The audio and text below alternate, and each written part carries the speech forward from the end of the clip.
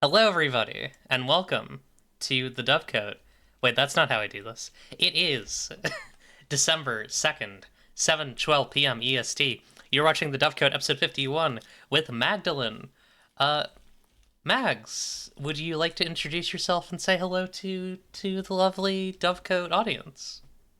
Hi, I'm Magdalene Grace. I go by he him. I am longtime player, first time developer, longtime listener, first time caller.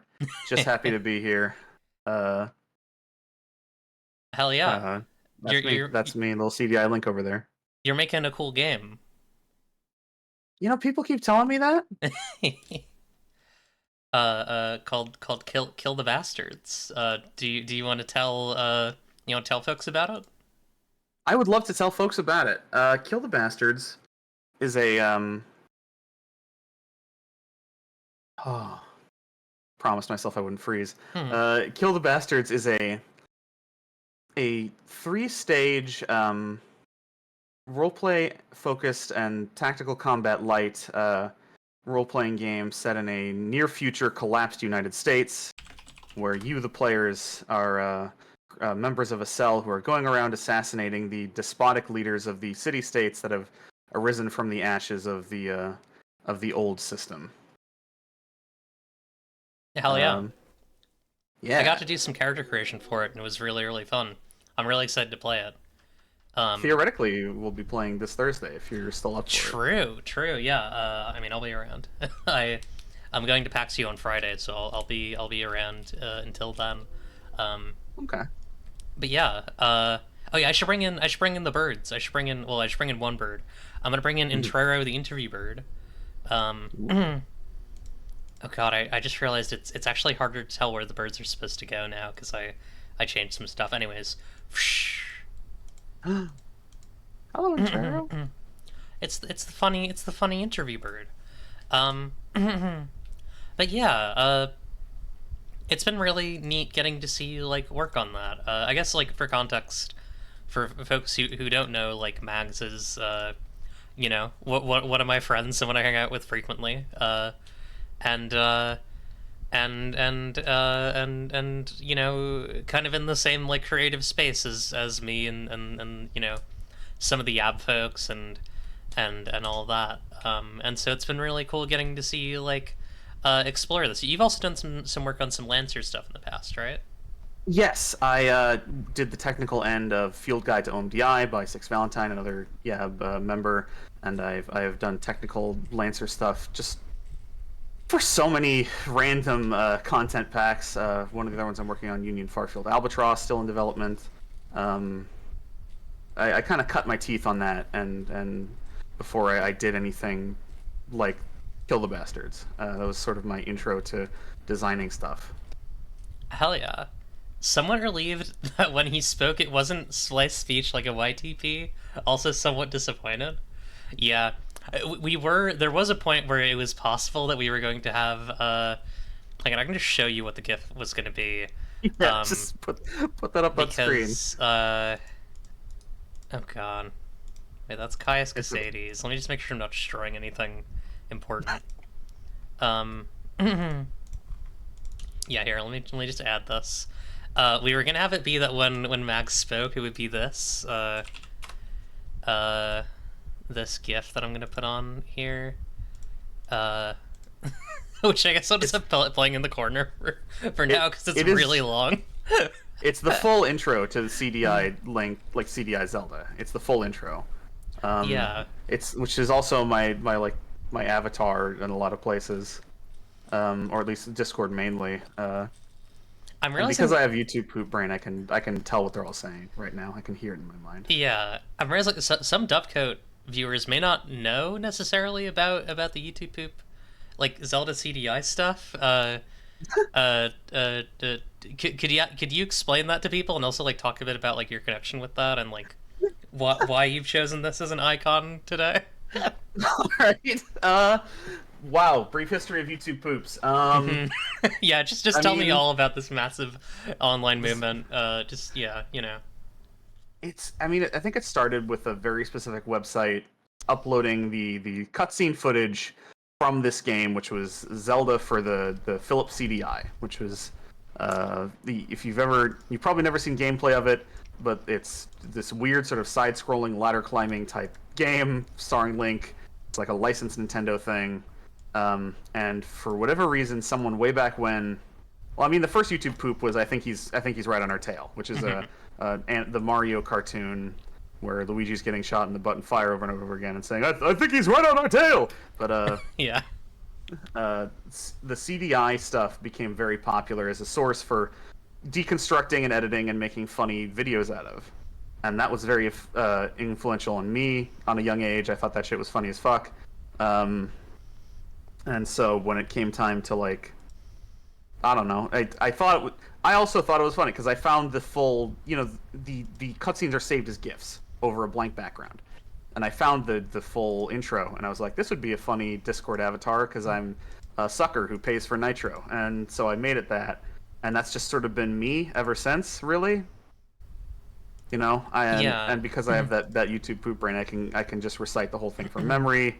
Gee, it sure is boring around here. My boy, this piece is what all true warriors strive for. I just wonder what Ganon's up to. I could just go through the whole thing right now, but Yeah, that's the Squadala, we're brief off. history of I mean, that's Squadala. We not. are It's a off. bit of a skip, but Yeah, that's my favorite one. Uh, this is a good one. yeah, I like. How about a kiss for luck? you, Uh, you definitely have an orientation toward. Oh, hang on. Uh, Okay, I need to allow kill the bastards. Goblin's rule forever says, can you explain how exactly kill the bastards is exactly like YouTube poop? Exactly like YouTube poop. Let me think about it. Let me explain it this way. We have YouTube poops America. We've taken Yo, the concept of American right-wing lunacy and sort of turned that on into a YouTube poop that you shoot at with a pretend gun. Which is how it's exactly like that. It's like the YouTube poop where the king has the dinner blaster. yeah, and you need to use the dinner blaster to kill the bastards. Dinner blaster to kill the bastards. Yeah. Um, you definitely have like kind of in line with that. Like you definitely have a very like videological orientation. Like I feel like you're often like fiddling with video stuff and like and like like little projects and edits and stuff. Um, I'm kind of curious. Like, do you see yourself potentially like incorporating that into Kill the Bastards and like how it's presented? I have done that a little bit. It's on earlier posts on the Blue Sky, I think. Oh, do you want to Um, send that too so I can? oh yeah, yeah. Hang on. I think I have it, but it would be easier. I will simply send it to you in DMs. But Yippee! I made a couple short videos. I bought stock footage. I like paid for it. Um, to create these. I want to call them in-universe like transmissions. Like I incorporated elements of like number stations and visuals of that imply like dark spaces between, right? Oh yeah, I remember Forests. these. Yeah, you've seen these. I've posted them. That I sort of imagined as being little promo videos. They didn't take off, but that's fine. My background really is in making videos. That's what I do for money when I can do it, and it's what I want to do. I'm pausing here because I had this thought recently, right? Um, that like the the things I want to do, I feel like are changing. It used to Hmm. be I always knew I wanted to do video. I wanted to create film, but making Kill the Bastards has really ignited a passion I didn't know was there. Hmm. Um, it's really lit a fire in me, and I don't want to put it out. It feels really good. Hell yeah. Um, That's really good. I felt very similarly when I first started doing RPGs. It was like I knew that I wanted to write things, but I kept bumping up against like trying to make like fantasy novels. And I was like, oh wait, this is what I want to do. I want to play these and I want to make these. And so I'm glad that you're finding a similar like I don't know what the word would be like as kind of coalescence in RPGs.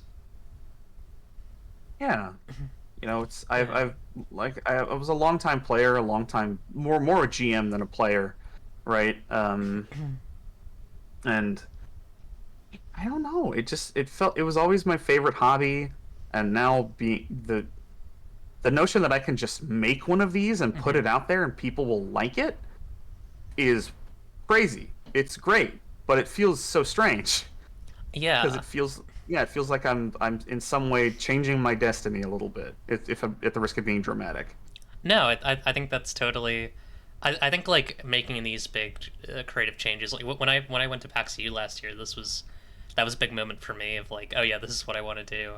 So I can relate to it being, it's a very dramatic thing. Like, uh, Yeah, yeah. feels Um, significant. I'd love to hear. What are some of your like favorite games that you've like run or played in the past? Oh man. Hmm. I always think of the first time I ever ran a game for people. I ran a Pathfinder First Edition game for some people who were my roommates at the time. They're good friends of mine. We haven't spoken in a while, but that just is something that happens, you know. And it was a I did my it's where I started my favorite thing I do when I run games, which is I love to lie. I love to be a devious little trickster. The setup was to my friends. It was you're boarding a ship bound for the brave new world, undiscovered country, a new continent, and then halfway through, they get sucked into a pocket dimension after being Good. attacked by a kraken, a sort of biomechanical kraken. And then from there, it was a game that was very much inspired by like Land of the Lost, Mysterious Island, Arthur Conan Doyle's Lost World. There we go. There were a lot of dinosaurs.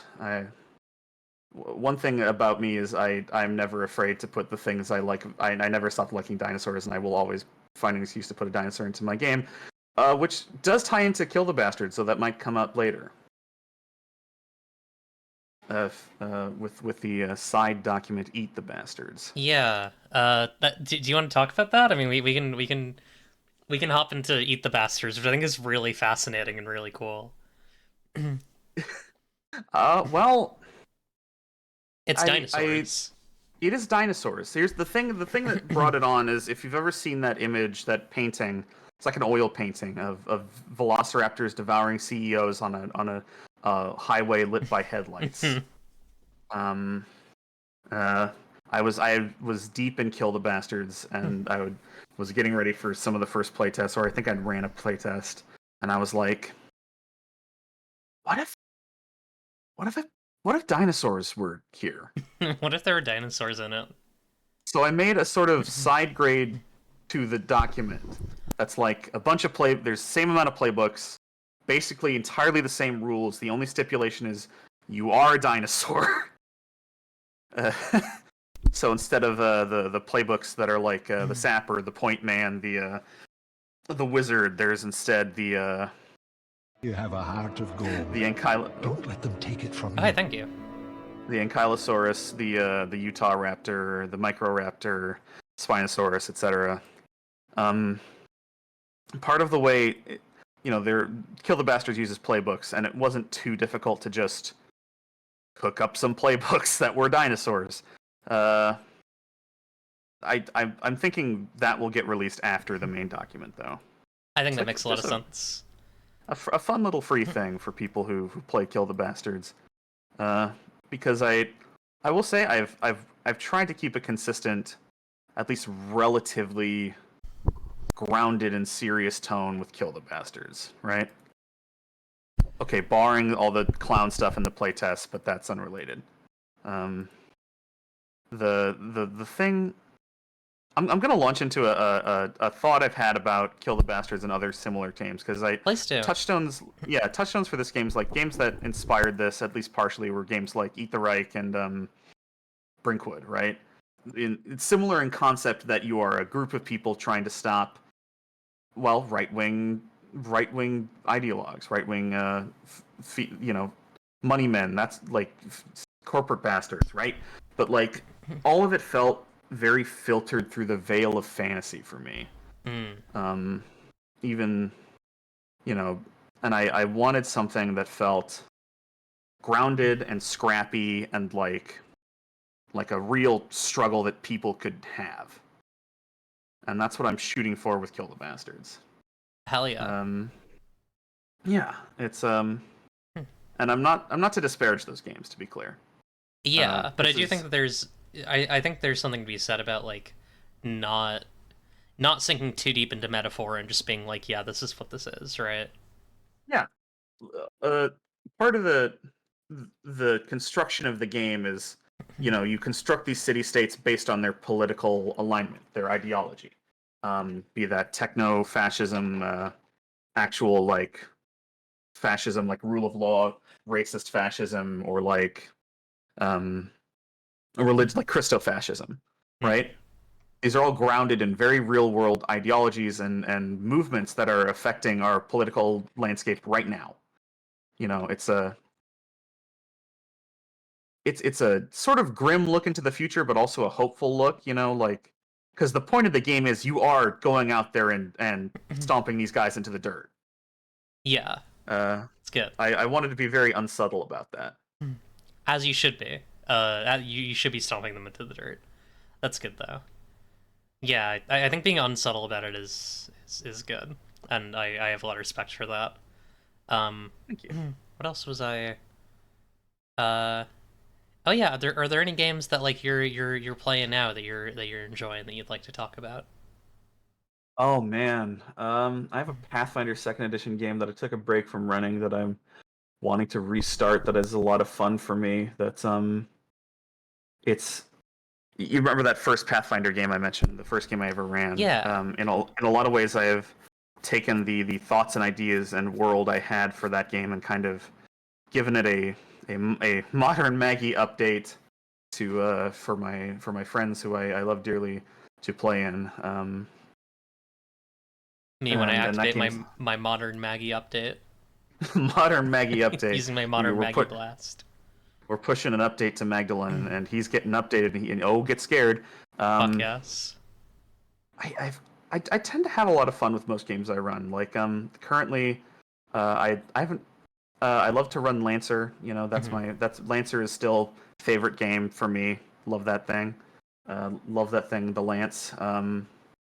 I've been running a Masks game that I've been feeling really good about. Mass being the Powered by the Apocalypse superhero themed a game. Yeah, I was good never one. really big into superheroes, but like Hmm. I kind of I'm not into Marvel superheroes, but like I got into like Image Comics stuff and like other things like that.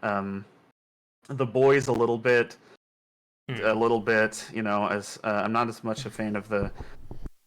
I have complicated feelings about the show. I have much less complicated feelings about the comic, which I think is bad. I think Yeah, Garfinis is a hack, but that's unrelated. heard bad things Um, about it. yeah, unpleasant read.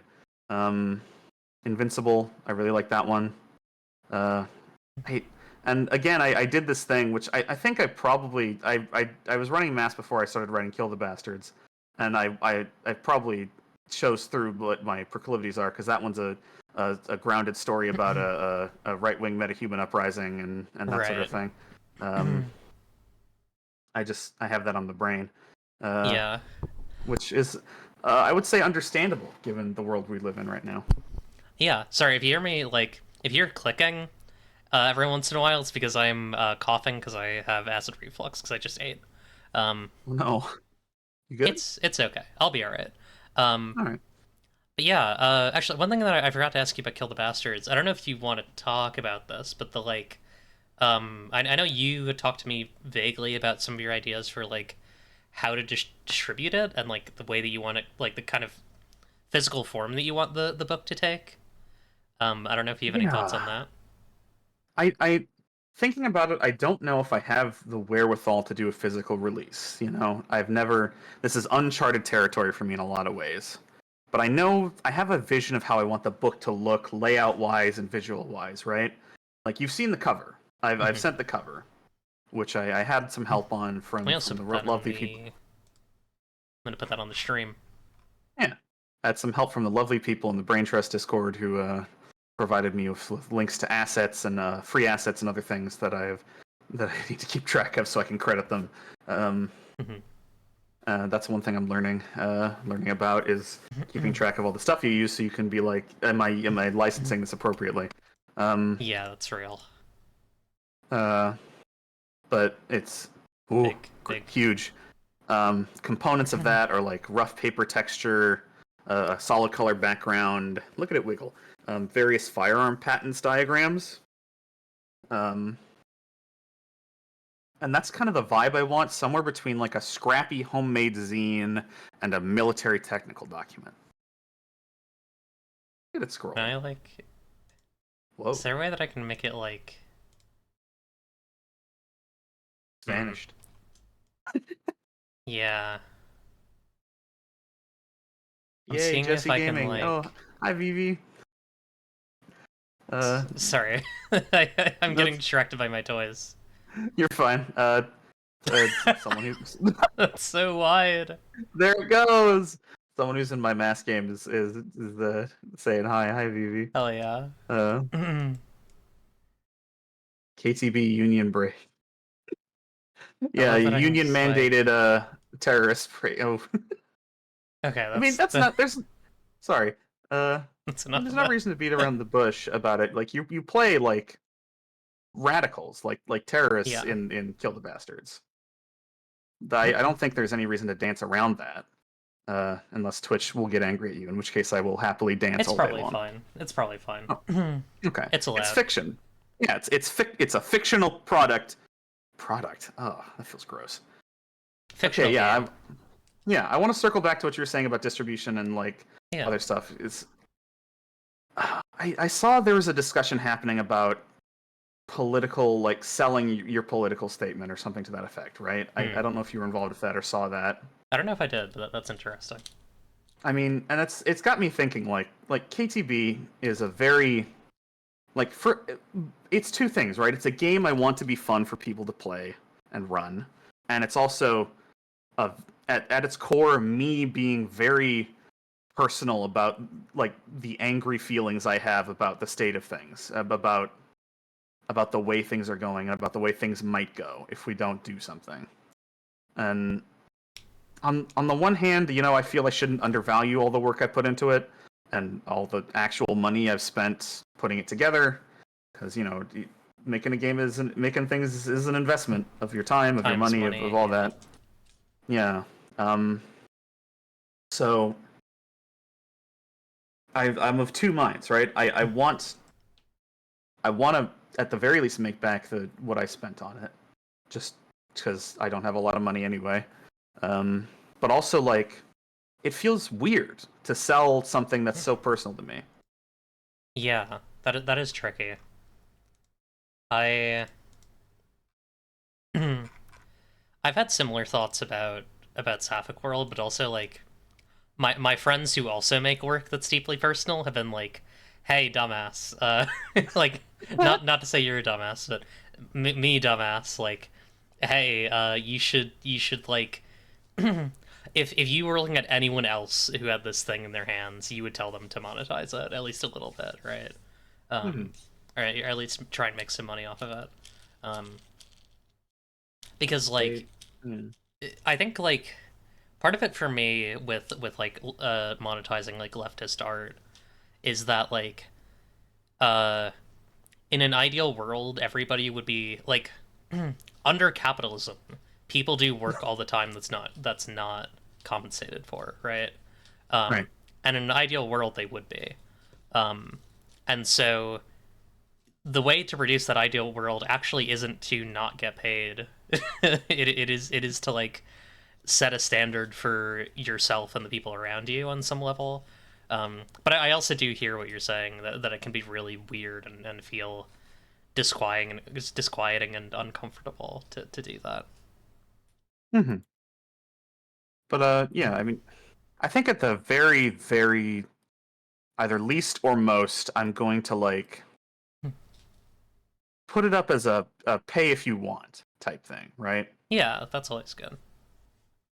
So there's no pressure. Uh, People can or can't pay for it.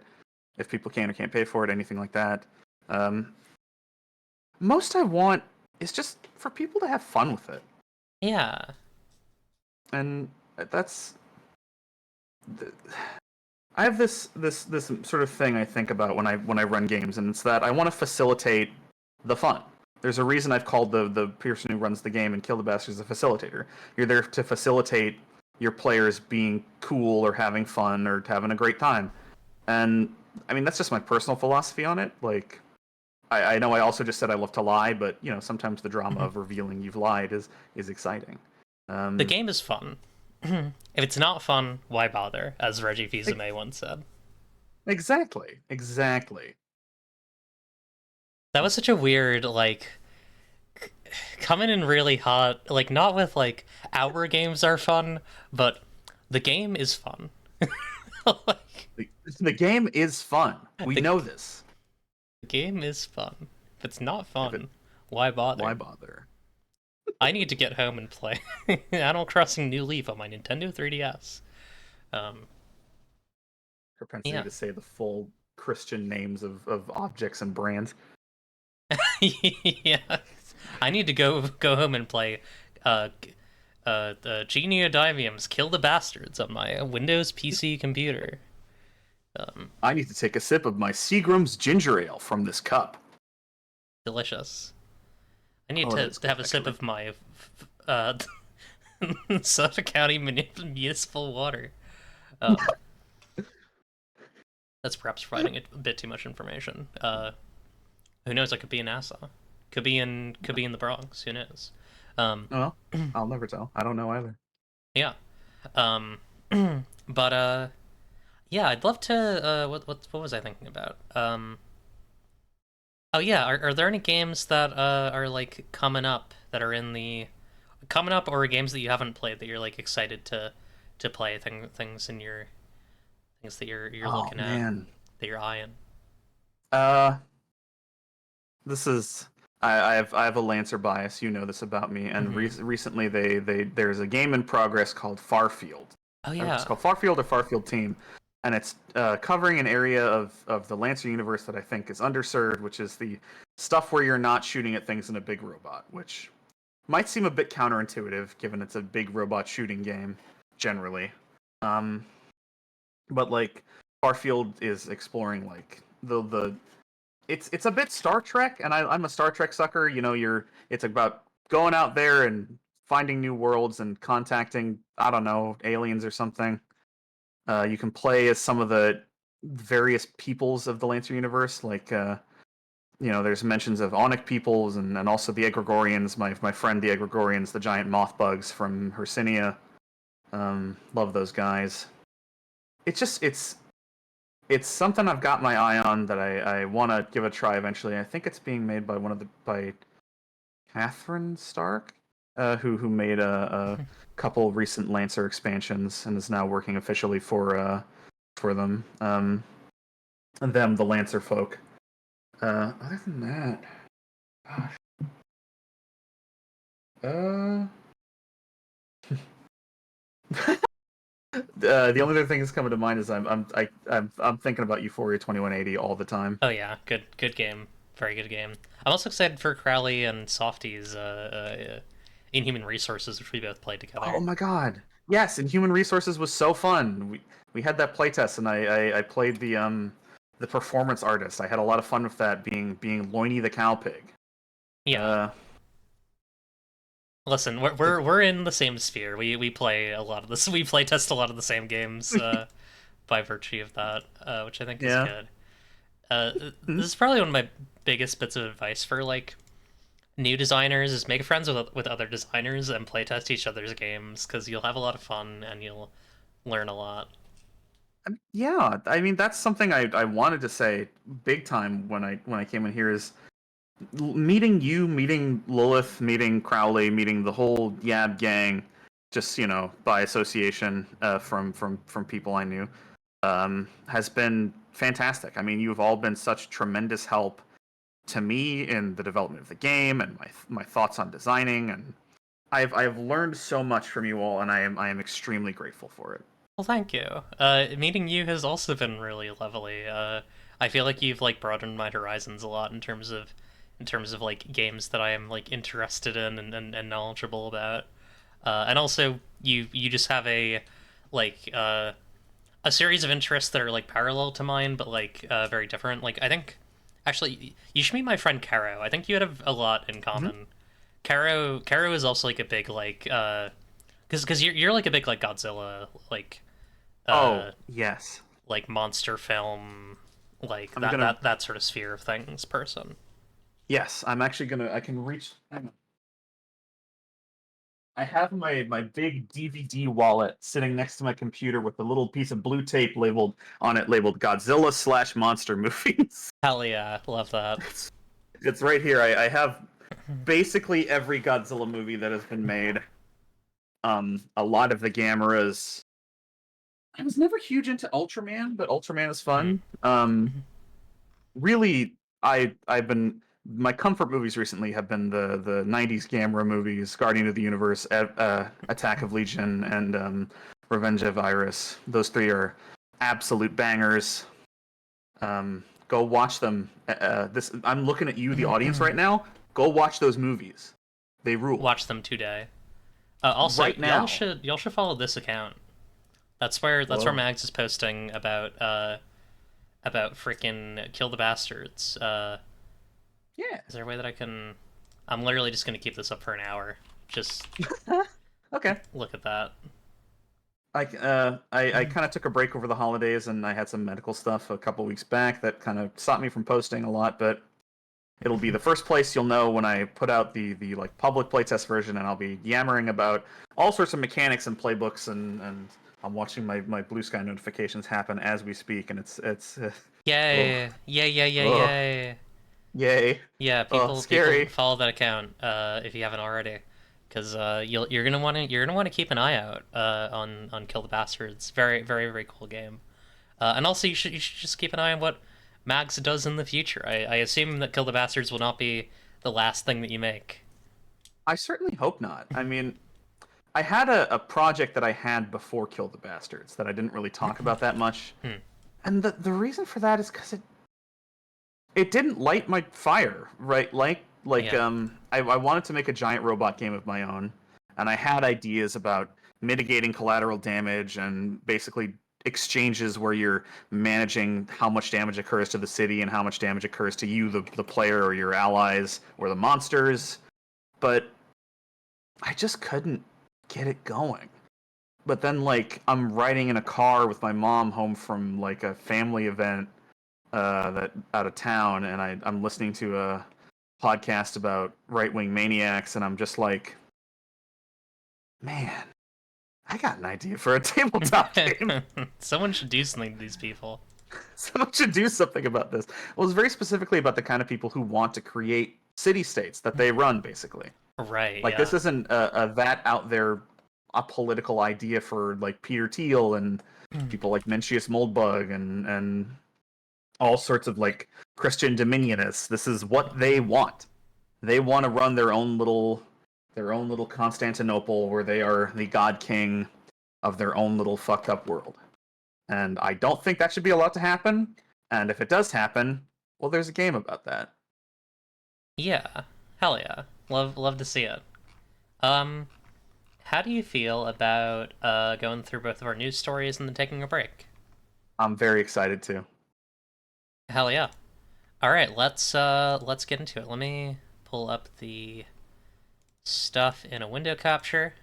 We got some D&D related things this week, unfortunately. Wizards It's heavy, I think we described it. Yeah, in the deep dark of winter, there are only wizards. Only wizards remain. Much like a game that me and Grief were working on. Wait, what was the name of that game? Fuck. Wait. What's the name of the game that no. I'm working on with Grief? It Can Only Be Done. That's right. WTF is D&D. I think it's a game that stopped with 4th edition. I don't know what came after Yeah, they're not making it anymore because of woke. Yeah, they stopped because of the woke mind virus. The second story is actually about woke. First story is kind of two stories that are connected. Yeah, Okay, this did not show up right. One moment. it's a little wonky. It's about a video game that I don't think exists, and a tabletop game that I also don't know exists. Yeah, so Exodus. Get out of here. Exodus. This is from Polygon. Exodus Wizards' big AAA video game gamble is getting a TTRPG, but there's no telling how it will play. I had not heard of Exodus before, but apparently it's like being made by BioWare, like ex-BioWare folks, like Baldur's Gate and Coder folks. That's my first issue of this is they keep saying ex BioWare developers, and I want to say who? Who do you mean?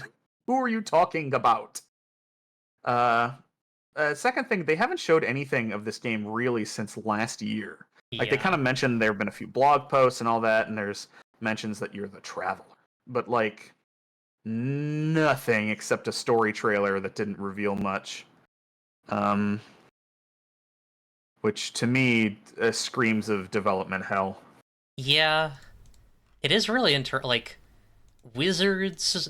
a Wizards connected company doing a video game that has a TTRPG connected to it almost feels like trying to think of like what the best word for this is, or like the best like expression. Mhm. There's a like it's like a dog chasing its own tail in a way, you know? Yeah, a little Like, bit Ouroboros with it. yeah. It almost feels like you kind of just wound up back at the starting point. Um, Yeah, Especially if the teacher G comes out before the video game. I'm really curious God, that would if be so if funny. that'll that would be the funniest possible outcome is like if the teacher G comes out and like the video game comes out like 3 years later.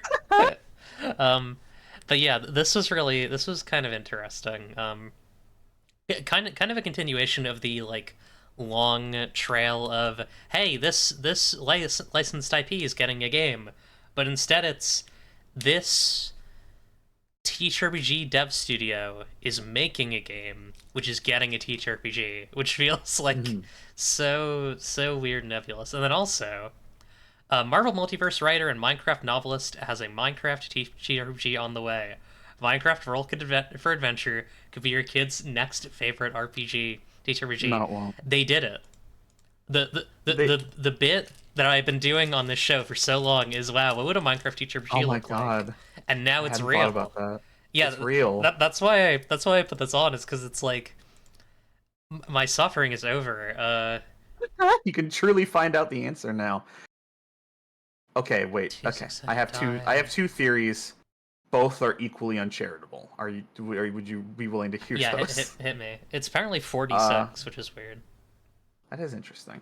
Um, my first theory that I was talking with Lilith about this as I was reading this article the other day, is that these sorts of tie-in games do not exist. If you see them on the bookshelf, no, you don't. At a store, they're not real. If you open them, the pages are blank. Um, the second theory, it's like a network television. That's not real either. Hmm. Um, second theory is I called these to Lilith. I called them shelf games. Um, Yes. as in you buy them and you put them on your shelf of stuff, and then you never play them. If you try and open this, you die, I think. It's yeah, it's like the Ark of the Covenant, except you get isekai'd into the Minecraft movie, and it's really bad for you. It's unhealthy. Yeah. It's It's all really funny microplastics in there. because Caleb of Haunted Table, one of the folks behind Triangle Agency, Mhm. made like is licensed by Mojang to make these like novels, these like Minecraft kids novels, That's funny. and like makes teacher RPGs.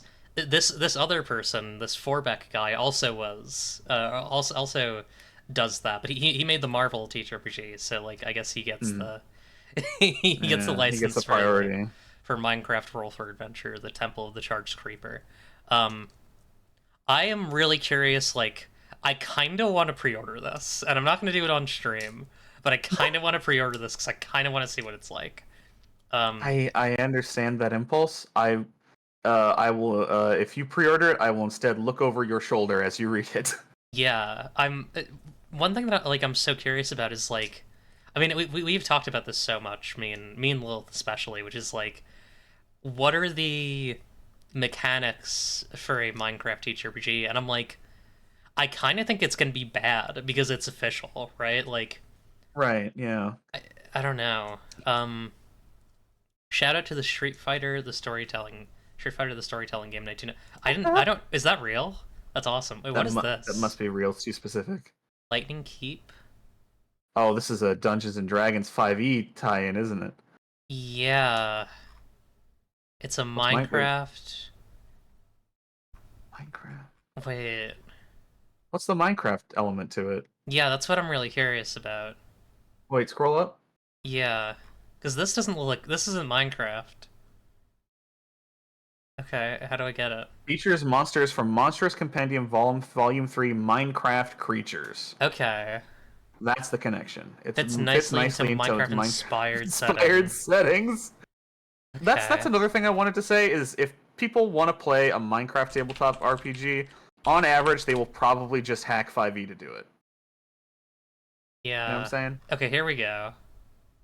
Oh boy. Yo, Ender Dragon D&D Ender stat block. Dragon. Let's Yo. see that stat block.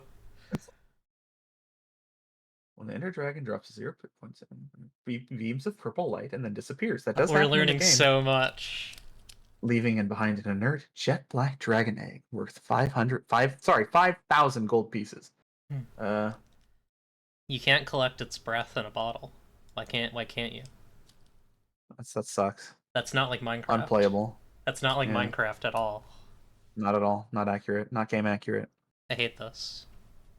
0 out of 10. Wait, how would I like? Wait. You know what should really happen to this whole 5e thing? We should like some random Twitter maniac should buy it. What are you doing? You think so? What are you doing over there? Oh, I was just becoming horizontal. Okay. Yeah. I think D&D would be a lot better if some right-wing maniac who's now in the U.S. government bought it. Some sort of emerald beneficiary named. Speaking of Minecraft villagers.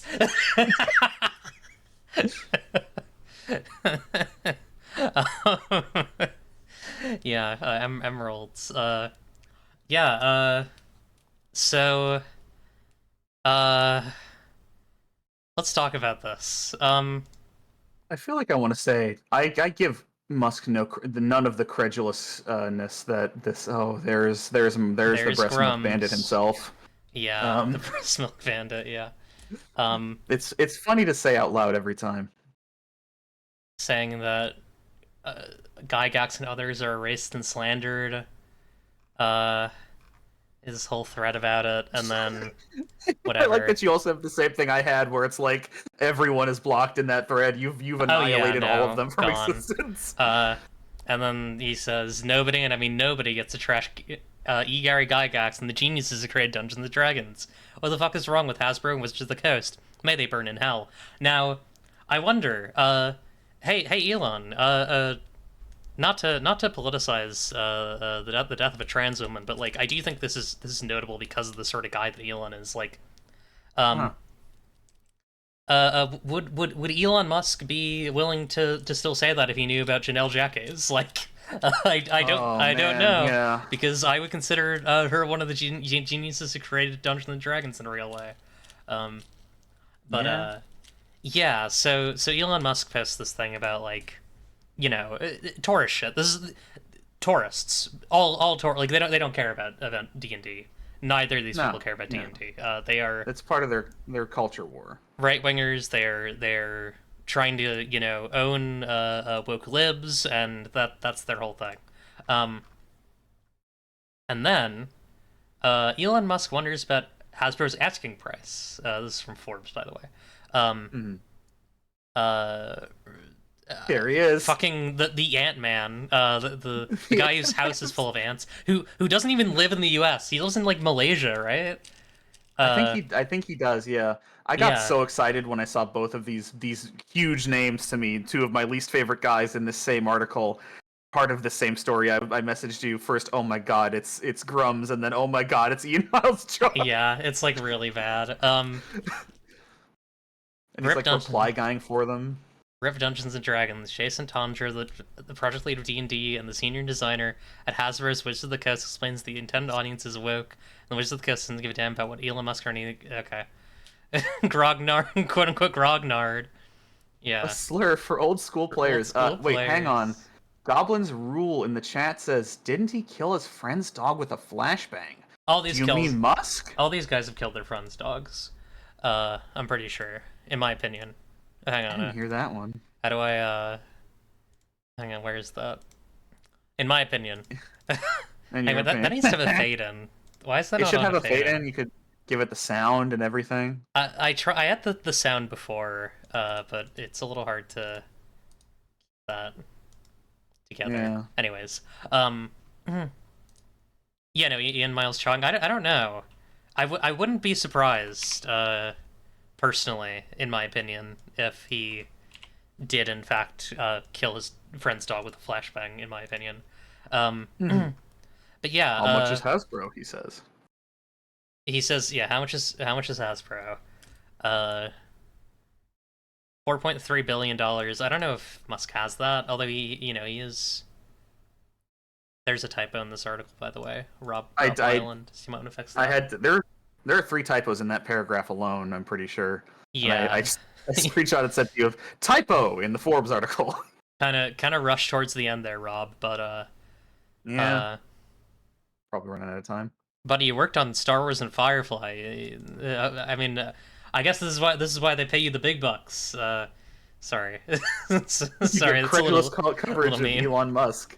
Yeah, No, well, fuck it. We'll be mean. Listen, it's okay to be mean sometimes. that's true. Uh, Um, but yeah, this is just like I have mixed feelings on this. On one hand, I don't think he's actually gonna do it, and if he does, like, it's gonna be a whole other thing for him, and it's probably gonna like, you know, every time one of these dudes gets any amount of power, it is on some level like self sabotage because they are incompetent, and so they like destroy the things that they rule over, and inevitably those things come to bite them in the butt.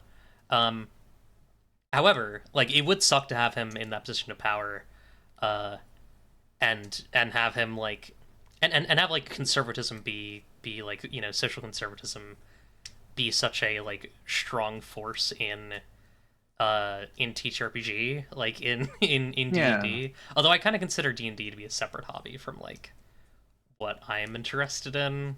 Not separate. It is often effectively a separate hobby, I think, is what I mean. Different universes, really. However, I it would be Mhm. really funny because like It would be very if it gets funny. people to stop playing D&D, then like, smiles. I kind of was thinking like at first I thought, even 5e players deserve better. But I've kind of circled around to thinking if he does buy it, I think that would just mean all the 5e players of conscience, and I'm pretty sure that's most of them. I would like to assume most people are, by their nature, not weird monsters. Right? Like, Yeah. I feel like they would just fork D&D. They would just, and in that process, maybe make it a better game. It might, uh, capitalism breeds innovation, as they say.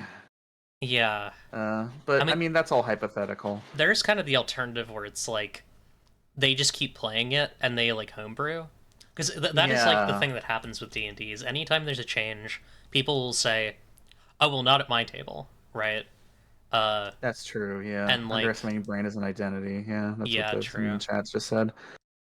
Yeah, I guess I'd hope that there'd be a like a divest D&D from Wizards type movement if Elon buys it, but like you said, likely people will just be like, "Oh well, we don't run it like that at my table," and Yeah, I while still mean, running it and buying the supplements and all that. D&D's already like such a deeply racist company, right? Like, if you look at the Yeah, history of it, where it's like, I mean, not even just the history, like recent history of like, when they brought in like a group of like more diverse employees, and then all those employees like burned out within the first year and had like long threads about how like extremely tokenized and like ignored they were. Like, it's God, yeah. I I would really worry about like what that sort of environment would be like just on like a labor level. hmm Um I really It hope would he almost certainly only get worse. yeah. Sorry, go on. I I hope this dude crashes and burns at some point. Like, I really do. The, the amount of power that he has over the world that we live in, especially like the satellites, is especially concerning. Yeah. Um, he's a real piece of shit. I had a thought about Elon as I was reading this article. On just a thought about the sort of kind of pathetic guy he is. You know, not discounting the amount of weird power he has, but he's like the kid who wants attention, so he says, "Hey guys, bet I won't eat this bug." And everybody's like, "Elon, we don't want you to eat the bug," and he's already eating the bug. He's like he's on his third bug at this point. Yeah, And the problem is he can get away with it because he has Papa's Emerald money and SpaceX and all that crap. Just he's he's self-sustaining. His nonsense is essentially self-sustaining at this point because too many people with power depend on it and will not be willing to let it go. yeah. I think like something that I think is important to like contend with him is that he, when he says stuff about this, he's right about one thing, but he's wrong about another thing. He is right that if he buys Hasbro, much as when he bought Twitter, he'll be able to make it a more right wing, environment, right? Like he'll be able to brute force his own politics into the environment. The thing that he's wrong about is he will not be able to make it a better environment or product. Yeah. Like, I think like Musk won the Twitter thing in terms of like, yes, you managed to make it this like right wing crypto like AI advertisement hellscape, but it's not a good website.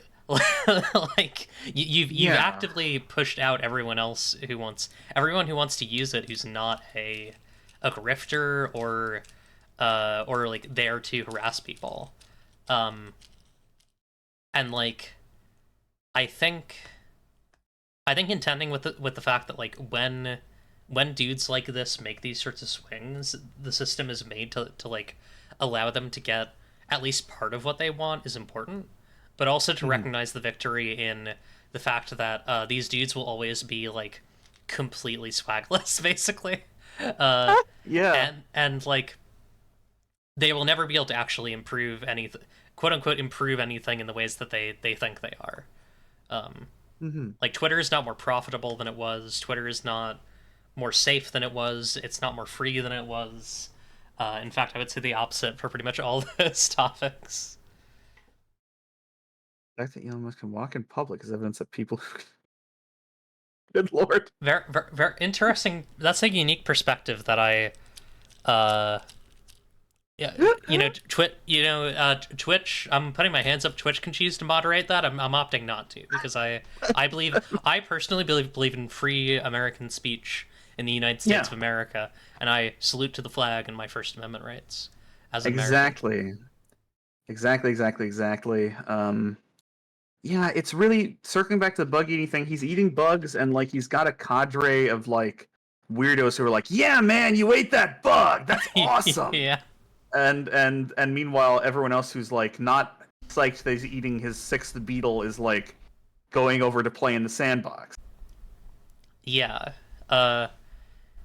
Elon Musk lives in a world where he has a bunch of like, yeah, as you said, he eats a bug, and then like a weird guy in like a t-shirt like 2 sizes too small for him is like, you really ate that bug, huh? And then a robot, and then like 6,000 robots show up and are like, Elon, please buy my crypto coin. Elon, my pussy in bio. It's Elon. I have two questions for you. Please answer them. And yeah, it's awesome. But yeah, that's kind of my broad thought is fuck him.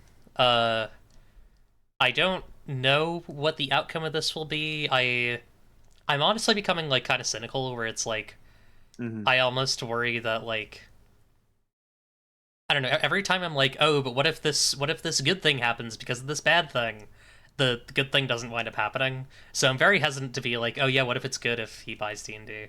Yeah. But I am still willing to entertain that because it is funny. Broadly, I think nothing good will happen, but like at the very least, some people will probably play some new independent games. True. Here's hoping. Here's hoping. Yeah, that's all we got for news. Let's take 5. We'll be back at 8:13 or 13 minutes. Or we'll be back in 5 minutes. We'll be back at 13 minutes. And I'll see you all in a bit. Be right back.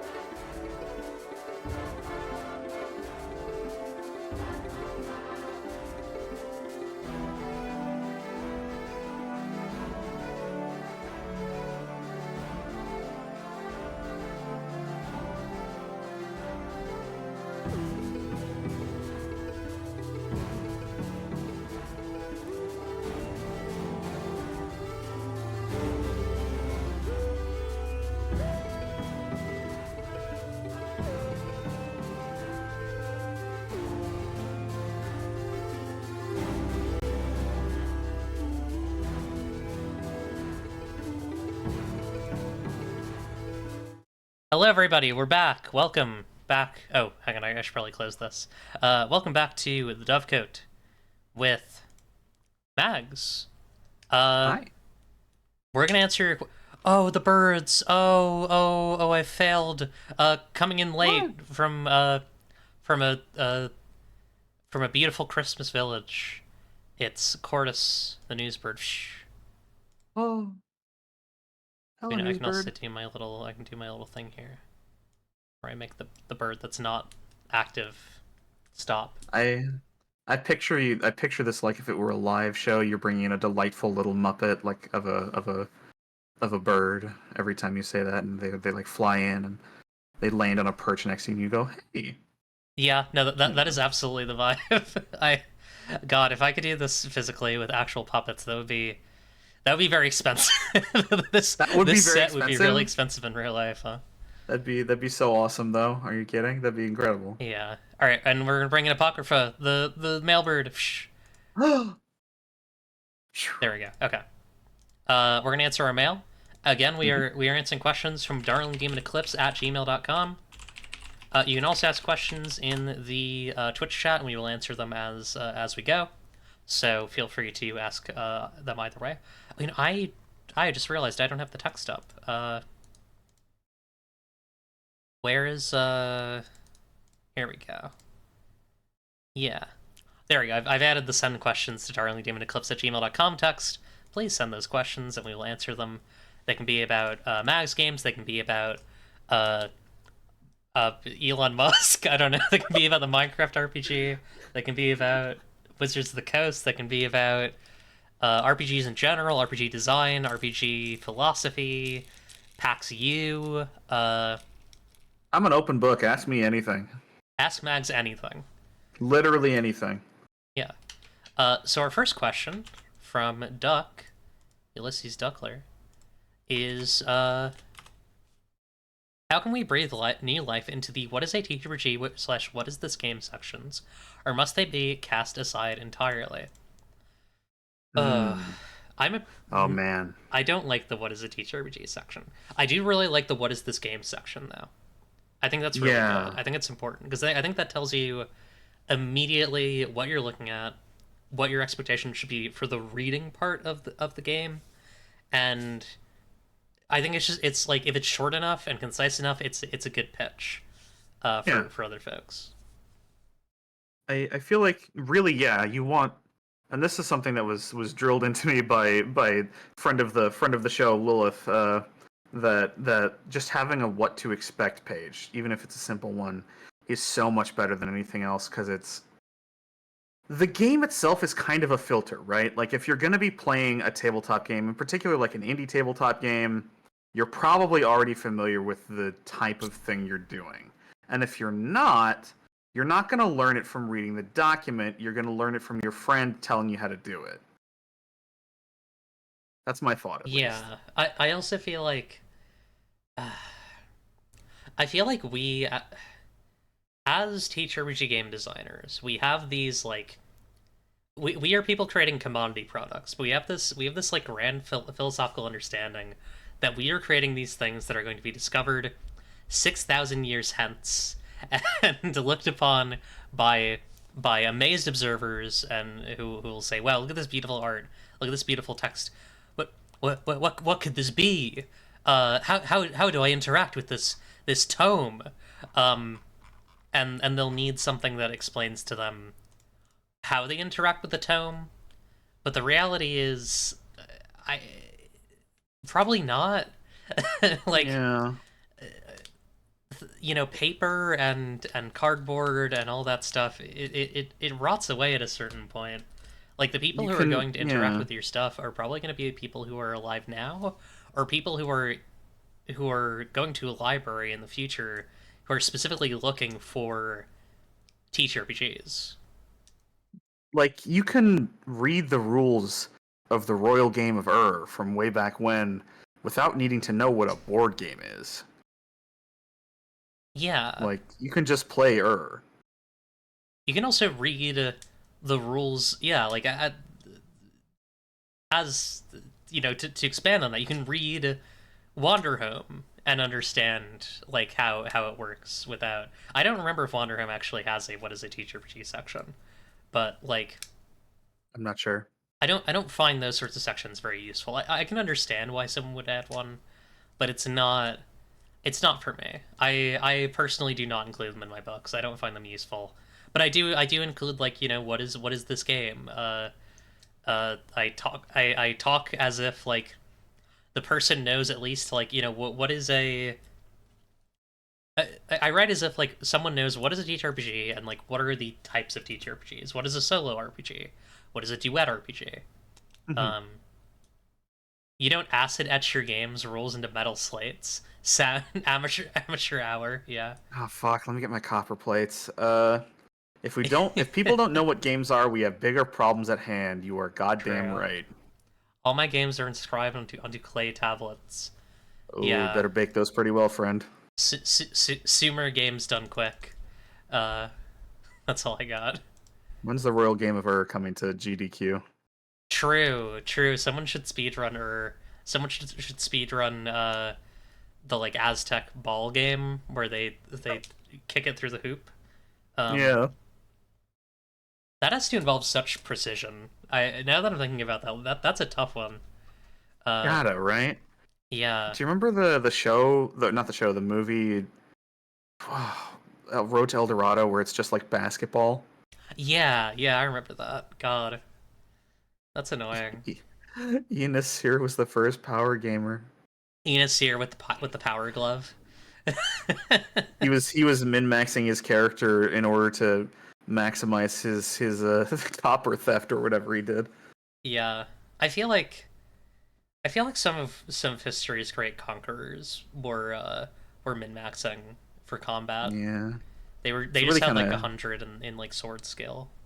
they had the wrong philosophy going in, to be honest. They really should have been more character forward with their conquering.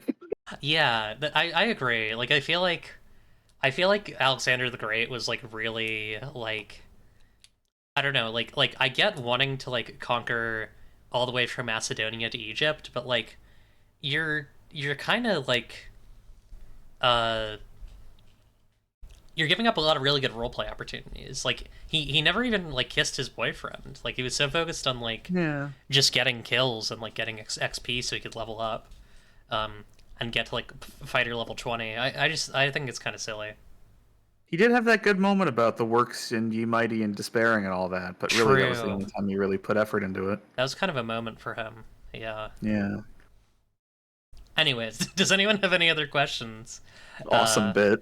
we'll gladly. I will gladly answer your questions if you only send them. Send us Uh, your riddles lest we be stumped. that's right. Yeah, we will answer them either in Twitch chat or in email. Let me think about things that we can talk about uh while I tarry and delay. Mhm. Games I and almost choked on such. my ginger ale. You're gonna send another? Okay, we'll wait on that one. Um, Mhm. hmm. Do you have any games that like you and any like well I guess this is tricky because like okay, uh, do you have any games that like you wish you could design or like games that like you wish someone would design? Oh man. Games you wish existed essentially. Games I wish existed. I As much as I floundered with it, my robot game about managing collateral and city defense and all that, I had a lot of thoughts on it, and at the end of the day, I think it probably won't come from me, but a game like that where it leans into the genre of giant monster movies and tokusatsu while also incorporating elements of like designing your robot and defending various cities. And it's a little bit I think a big inspiration for that game was a little bit fucking from the Faster Than Light devs. What's it called? It's also a robot game. Into the Breach. Like basically like Oh an yeah, Into the Breach tabletop game would really appeal to me. hell yeah, that sounds cool. Yeah. Um, you so something I noticed in your work, which I think is also very true about Lilith, is like you definitely like cross between like grid combat stuff and narrative sort of play. Um, Hmm. how do you kind of like draw that balance in your work? Like, have you found anything like interesting in exploring that? I'll start with saying I've run a lot of Lancer, and I like Lancer a lot. But Lancer, as everyone is aware, is not the best narrative game, right? It's not the best. There's not a lot of facilitation for role playing, structured or Hmm. otherwise. And a lot of what I learned of trying to cram that in there went into KTB in that, like, I learned, first of all, people generally don't like long tactical combats unless they're really in for it, right? And people generally like having times to just talk in character and just riff or establish things about themselves. So or solve problems. People love solving problems. So the Kill the Bastards is broken down into what I call three phases of play, right? Um, First phase of play is travel and barter. That's how you start each attack on a city state. You travel up to the city state. You do trading mechanics and manage your gear. Gear is also tiered, so as you reach certain levels in the game, your gear should you increase your gear accordingly by trading and bartering for it. Right. Because I want it to feel like you're trying to scrape together everything you need to survive. There's an element of scarcity, and then there's space in that. I have it encouraged and written down that like every time you do a trade, the person to your right gives you a +1 to the roll, and you play out a scene where you trade with an NPC and you just play it out. Fun. I love I, that. I like to I like to enforce it a little bit, like a playbook. Favorite playbook I'm not afraid to admit is the Courser. They're the one Hmm. who has the car, and they have my favorite advancement, which is Road Trip, where the wording is you pick an album out of your CD wallet and play it, and the gist is you, the player, pick a song you think either your character would enjoy or one you feel is thematically appropriate to the task at hand, and then everyone can choose a skill and they gain +1 to it for the remainder of the city state attack of the phases of play. That's a better way to put it. And also, you have to play the song for everyone at the table for Love that. real. And I think I say verbatim, I mean it. Right? It's Yeah, it's good. I like that. That's fun to me. Yeah, And really then good. tactical combat has to be snappy, fun, and brief. This is something I learned from playing Euphoria. Hmm. You Yeah, know, it's really like good. Euphoria combats go fast, and you don't feel like you're wasting. You, you feel like you're accomplishing something. And so, like the first time I ran a Kill the Bastards combat, and it came in under like an hour or two, and everyone was like, "Yeah, that felt snappy and good." I was like, "I've hit it. I've hit upon it." People want to do combats where they do cool things, but if it drags on, it fucking sucks. So Yeah, just keep it short, sweet. A lot of positioning based tactics in Kill the Bastards, that's but that's always getting more fun. into the weeds. Hell yeah. Yeah, We've received more questions actually. let's hear Um, them. from Duck, Artist Hype Corner. Hype up a TTRPG artist who you've worked with or piece you've done, and detail why their work is so effective in the place it's in. Um, Oh, I don't know if I've only ordered one piece ever that's like in a. I mean, I guess technically I have some Sapphic World art, but it's not like in a place yet. Um, I hmm. mean, I could talk about some of my art. I would love to hear you talk about some of your art. Yeah, let me see what I have. Do I not have like a? Sorry, I'm just seeing if I have like a little tool, like a little thing for an image. Yeah, okay, I'll just make a new one. Uh, image, imager, whatever. Uh, Let me see. Let me see if I have anything that like one is appropriate for Twitch, and two, I guess biotraffication is probably a good place to go because that stuff is Yeah. like out. Um, I like this piece. Oh god, hang on, Oh, it's way too huge. big. Hang on, I'm gonna make it behind us also. I'm swimming in it. I'm sinking. Help. Yeah. Oh, All right, hang on, we're gonna shrink it down. Oh god, it's why is it so big? Oh, they're because putting me it's in like made for biotraffication, by the way. it's made for print. That's why it's so big. Okay. Ah, that'll do it. I really like this piece that I made for biotraffication, which is Hmm. uh, kind of in the middle of the book, in like Act Two, um, because it's like a really unusual piece for that book. It is like very environmental and like open and free, um, and it also has like a very kind of non-conventional alien shape, with this like turtle shell snail person, and then Yeah. this Love their face. thank you. And then this human with like prosthetics and very clear like cybernetics under their head and this tail. And I think it's like very reflective of kind of the multi-faceted transformation that kind of happens throughout the game. Um, Yeah. and I'm very proud of it. Yeah, it's the Snurtle. It's the Snurtle. Yeah, that's probably my favorite piece that I've made for one of my works. Or not favorite, but like favorite that is in a book. Yeah, yeah, yay for non-humanoid aliens, exactly. Hmm.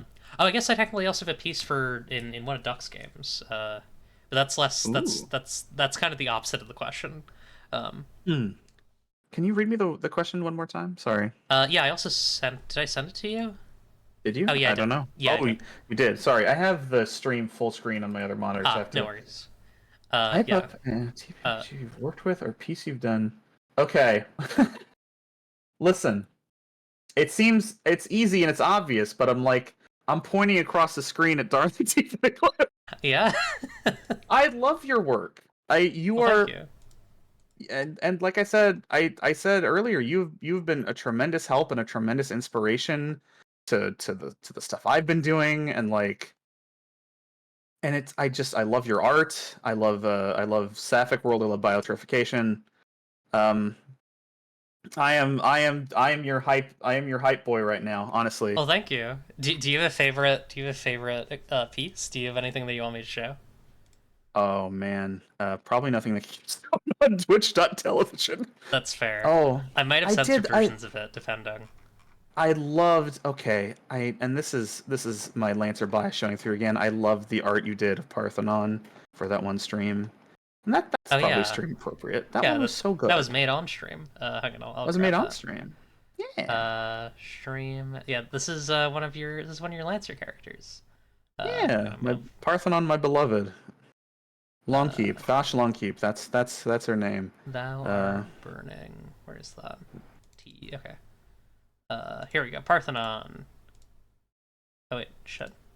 Oh, did I never? I need to make this transparent for you. I just realized that.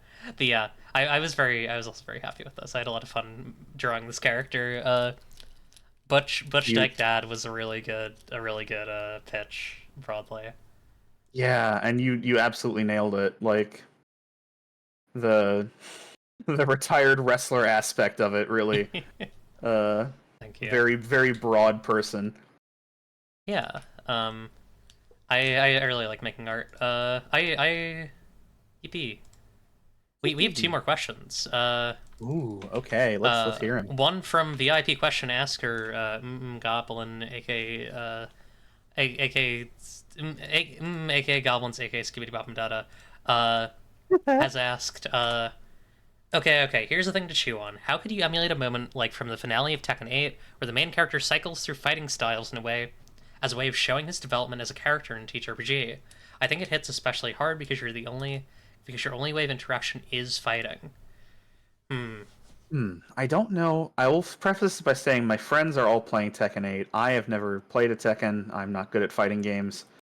But the idea you've put forward here, I mean, there's a thing I do, and it's very basic, but it feels very effective to me, is just asking my player, what does that look like? Hmm. Just because I don't think this is something you would do mechanically, to me at least. to me at least, this is a moment where you look at your player and say, the spotlight's on you. What does your growth look like? What does this look like? It's a simple, easy answer, I figure, but it's what feels right to me. Yeah, I could see that. Um, See, I'm thinking about it from like a game design perspective, where it's like, what if Yeah. you made a playbook that is just about this? What if you made a playbook that is just about like You're switching styles like you, Dante.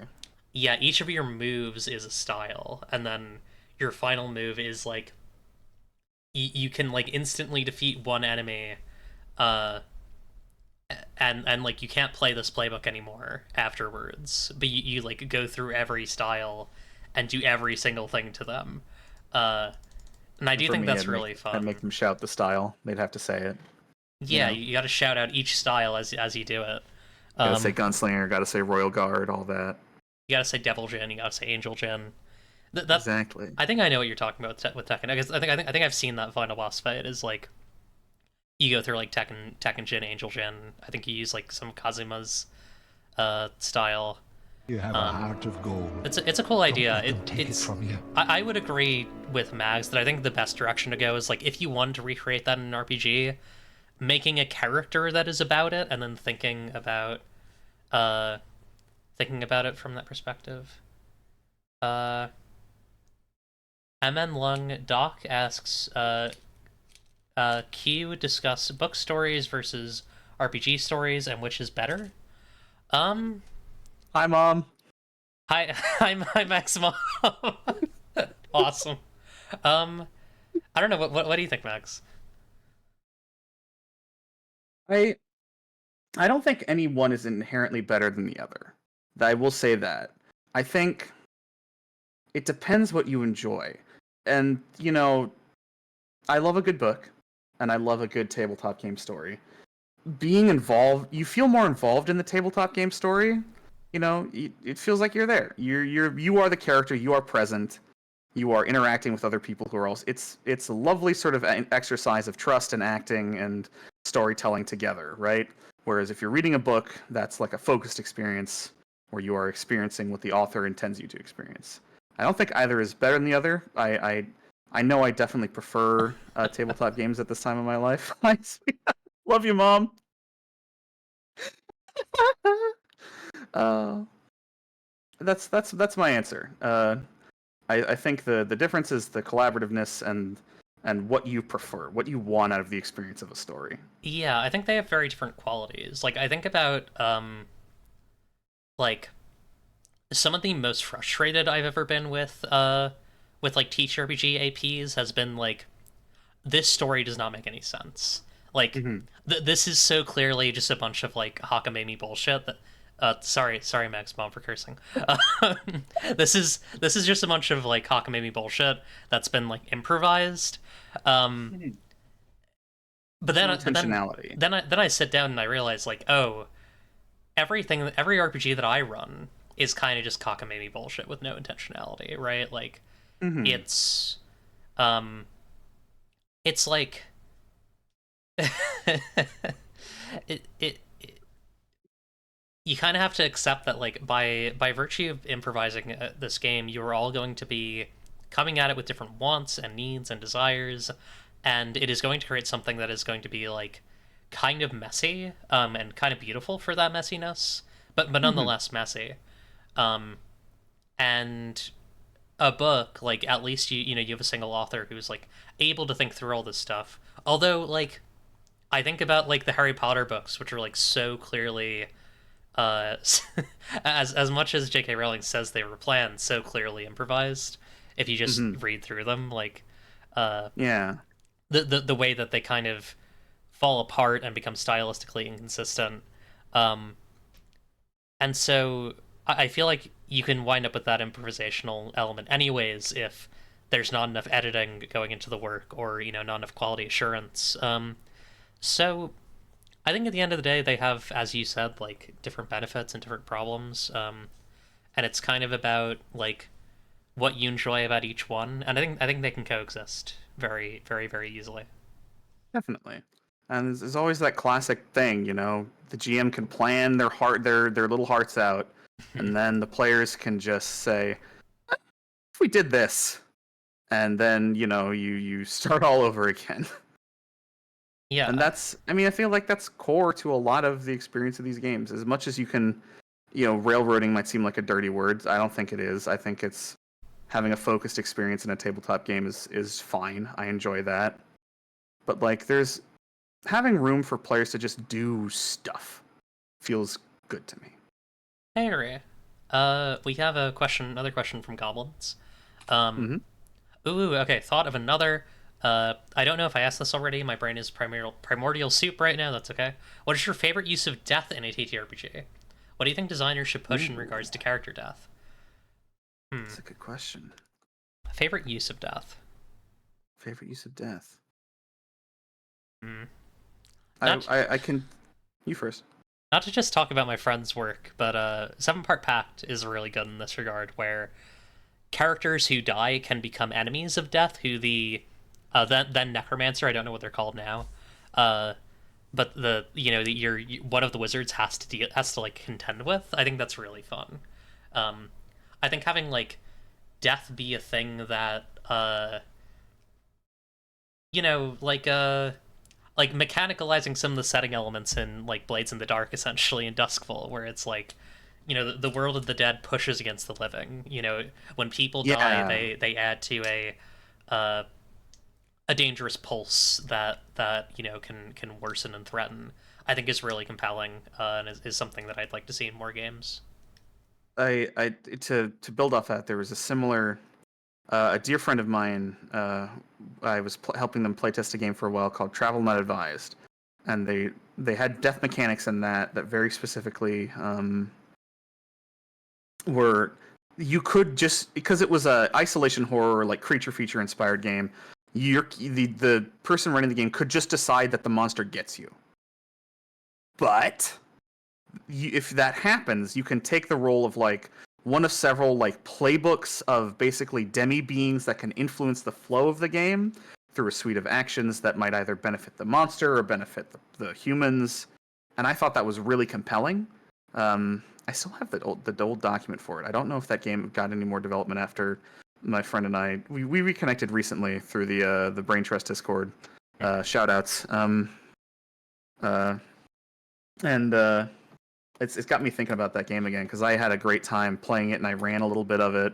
Um, just the idea of, well, I mean, it might feel bad to get killed suddenly, but also I like because it happened to me, I think, and I like the idea and the execution of just being able to go, well, now I am a sort of greater being exerting my influence on this whole situation. It's awesome. Yeah, it was great. It's SS14. It's Ghost Rolls. Like, Yeah, it was Ghost Rolls, and it was great. That is actually something that I would like to see in a TTRPG. Is like, a mothership or an OSR game is Ghost Rolls. Like, have a series of things that players who have characters who are dead can do besides just roll up a new character.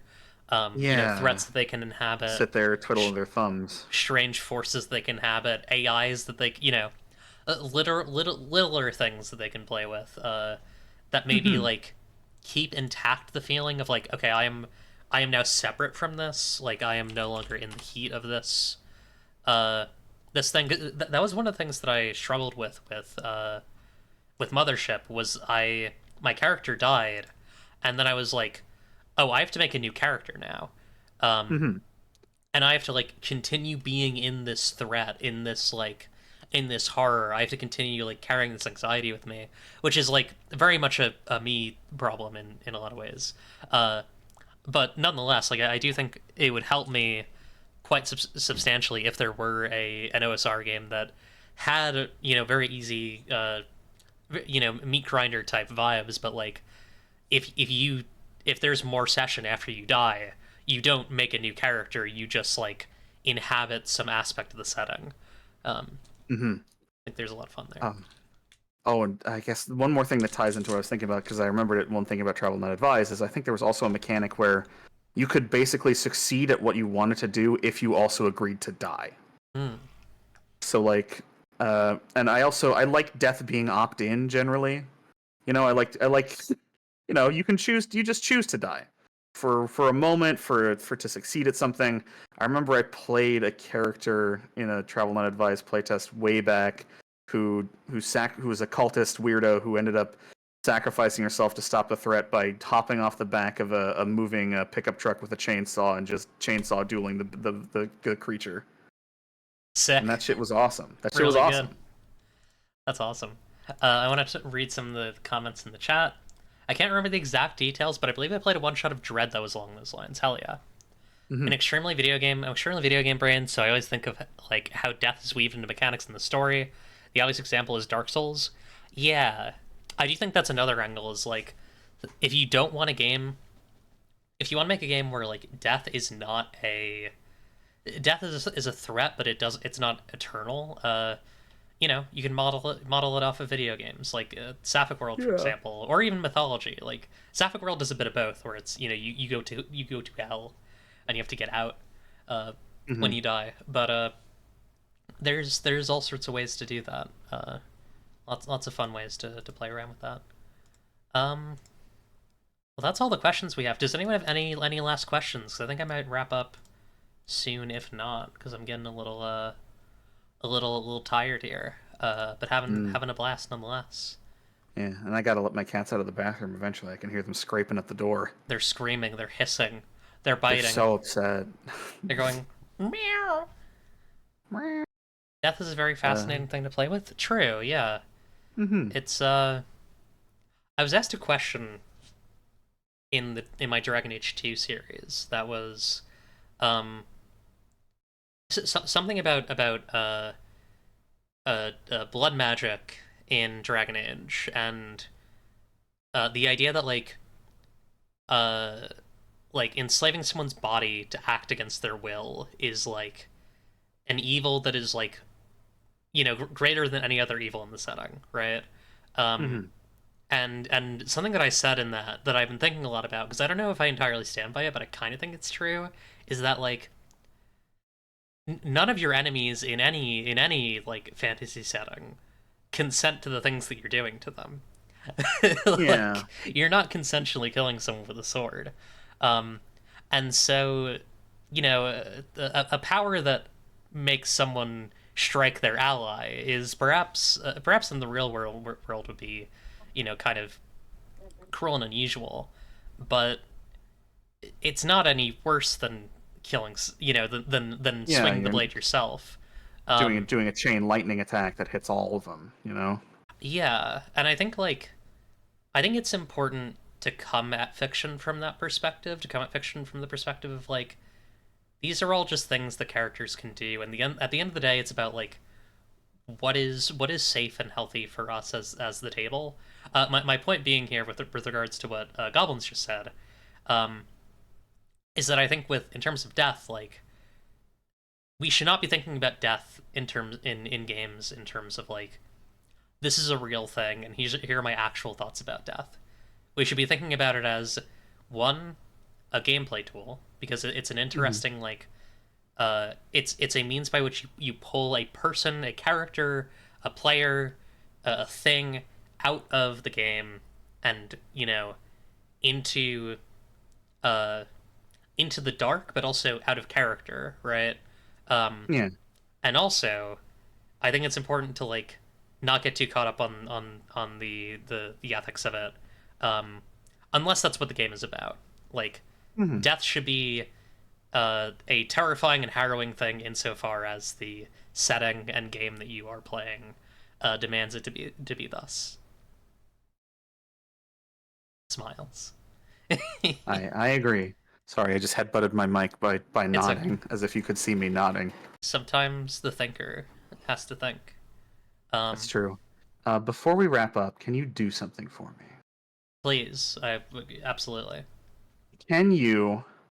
First, I'm gonna send you an image. Can you recreate this image with our little talk sprites on screen right now? Okay, we'll see. Yeah, I think so. Hang on. I'm gonna put it on the stream so that I can use it as a reference. I've been thinking about it ever since it came to mind. Okay. Since the beginning of the stream. I'll have to futz around a little bit with things, but this image. Okay, so like hang on. I might need to adjust my model a little bit. I'm gonna make myself full body just so that I have options here. Okay. All right, so I'm gonna be. Hang on. I probably want to be. Yeah, I want to be facing like here, and then eclipse model capture. So I'm gonna go here. And wait, I probably want to be a little bit. Hang on. Let me adjust for the images that I can kind of reference it a little bit easier. Thank you for indulging me. Yeah, of course. All right, so I'm gonna be here. There we go. Okay. And then you guessed Fugi. I'm gonna remove your shadow for a second here. Okay. I'm gonna flip you. Transform.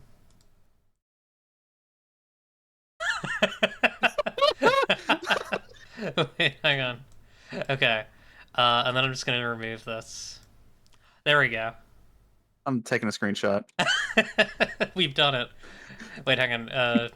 Yeah, good. Okay. Okay. Awesome. Let me put everything back to normal. Oh, and I need to also make myself big now. Okay. Really good bit. Thank you, Mags. Thank you so much for being on. Do you have anything else that you'd like to direct folks towards before we wrap up? I mean, yeah, if you want to follow KTB RPG on Blue Sky, that's where I'll be talking about Kill the Bastards. You don't need to follow my personal Blue Sky because nothing of value is there. It is not a place of honor, etc., etc., etc. Hell yeah. You know. Thank you for having me. Absolutely. I need to pick who I'm raiding. I think I'm gonna raid FK Socks, who's playing. What is this? Metal Gear Jolly? They're playing. What is that? I think it's a hack of Metal Gear Solid 3 that I see. that makes it all Christmassy. Okay. Yeah, let's raid FK Socks. Go say hi. Go get him. Go get him. No raid phrase or anything. Just yeah, take care, everyone. Next week will be it's 12/2. Next week there will not be an episode because I'll be at work and then I'll be at PAX U and then work. The 16th will be Aaron Voigt, which will be really cool. So keep an eye out for that. I actually need to get in touch with Aaron. But I'll be sure to tune in. Yeah, take care, everyone. Thank you for dropping by. Bye, everyone. Remember, Bye-bye. if you don't like what you see, you can change it. It's up to you, really. Goodbye, good luck, and have fun